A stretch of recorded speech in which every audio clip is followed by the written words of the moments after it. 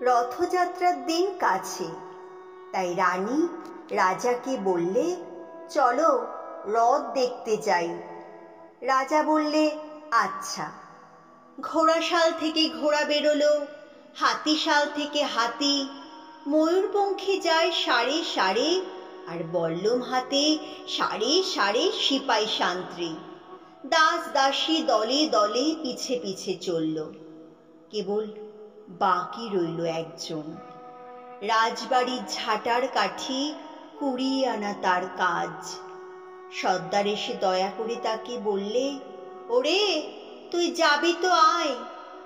সে হাত জোর করে বললে, আমার যাওয়া ঘটবে না। রাজার কানে কথা উঠল, সবাই সঙ্গে যায়, কেবল সেই দুঃখীটা যায় না। রাজা দয়া করে মন্ত্রীকে বললে, ওকেও ডেকে নিও। রাস্তার ধারে তার বাড়ি। হাতি যখন সেইখানে পৌঁছল, মন্ত্রী তাকে ডেকে বললে, ওরে দুঃখী, ঠাকুর দেখবি চল। সে হাত জোর করে বলল, কত চলবো? ঠাকুরের দুয়ার পর্যন্ত পৌঁছই এমন সাধ্য কি আমার আছে?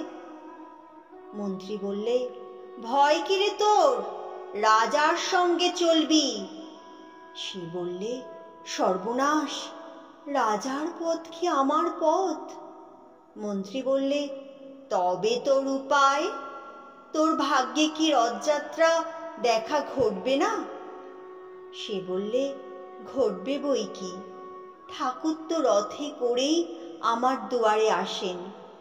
মন্ত্রী হেসে উঠল, বললে, তোর দুয়ারে রথের চিহ্ন কই? দুঃখী বললে, তার রথের চিহ্ন পড়ে না। মন্ত্রী বললে, কেন বলতো?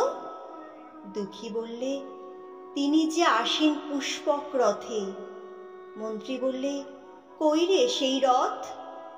দুঃখী দেখিয়ে দিলে, তার দুয়ারের দুই পাশে দুটি সূর্যমুখী ফুটে আছে।